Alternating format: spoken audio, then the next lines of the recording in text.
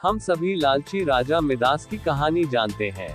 उसके पास सोने की कमी नहीं थी, लेकिन सोना जितना बढ़ता वह और अधिक सोना चाहता। उसने सोने को खजाने में जम कर लिया था और हर रोज उसे गिना करता था। एक दिन जब वह सोना गिन रहा था तो एक अजनबी कहीं से आया और बोला, तुम मुझसे ऐसा कोई वरदान मांग सकते हो जो तुम्हें दुनिया में सबसे ज्यादा खुशी दे। राजा खुश हुआ और उसने कहा, मैं चाहता हूँ कि जिस चीज को छूऊं वह सोना बन जाए। अजनबी ने राजा से पूछा, क्या तुम सचमुच यही चाहते हो?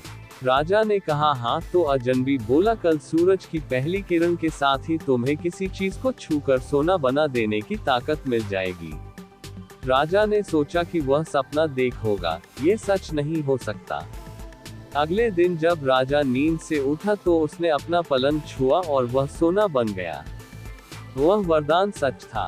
राजा ने जिस चीज को छुआ वह सोना बन गई। उन्होंने खिड़की के बाहर देखा और अपनी नन्ही बच्ची को खेलते पाया। उसने अपनी बिटिया को यह अजूबा दिखाना चाहा और सोचा कि वह खुश होगी। लेकिन बगीचे में जाने से पहले उसने एक किताब पढ़ने की सोची। उसने जैसे ही उसे छुआ वह सोने की बन गई। वह किताब को पढ़ न सका। फिर वह नाश्ता करने बैठा। जैसे ही उसने फलों और पानी के गिलास को छुआ वे भी सोने के बन गए। उसकी भूख बढ़ने लगी और वह खुद से बोला, मैं सोने को खा और पी नहीं सकता। ठीक उसी समय उसकी बेटी दौड़ती हुई वहां आई और उसने उसे बाहों में भर लिया। वह सोने की मूर्ति बन गई। अब राजा के चेहरे से खुशी गायब हो गई।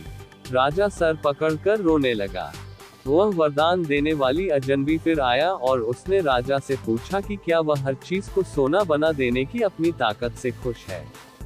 राजा ने बताया कि वह दुनिया के सबसे दुखी इंसान है। राजा ने उसे सारी बात बताई। अजनबी ने पूछा, अब तुम क्या पसंद करोगे, अपना भोजन और प्यारी बिटिया या सोने के ढेर और बिटिया की सोने की मूर्ति?